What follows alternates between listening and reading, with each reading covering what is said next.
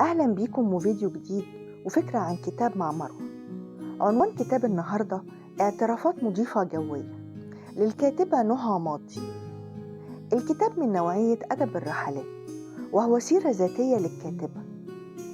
الكتاب بيستعرض قصة فتاة مصرية بتقرر إنها تكون مضيفة جوية في بلد عربي، وبتتقدم للمقابلة وبتنجح في كل الاختبارات، وبتسافر وبتواجه كتير من التحديات، وتبدأ رحلات الطيران وتاخدنا معاها في رحلتها، وتحكي عن ثقافات مختلفة وتوصف نفوس البشر من الصين لأمريكا لروسيا لجنوب أفريقيا، وبتتعرض لمواقف مختلفة بتكتشف إن حياة المضيفة الجوية عبارة عن مواقف كوميدية على تراجيدية وأحيانا مرعبة.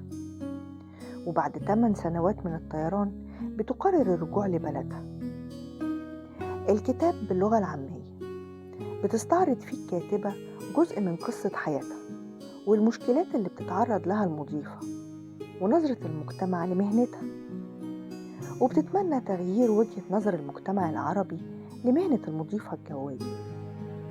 وفي اقتباس من الرواية بتقول فيه: لم أكن أعلم أن كل رحلة عبارة عن قصة لها سيناريو مختلف، وتساءلت كم مر علي من سنين لأتحول من طفلة بريئة لها أحلام إلى ما أنا عليه الآن.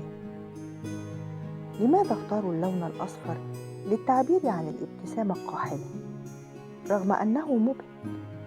لا أعلم، هل نحن مخيرون؟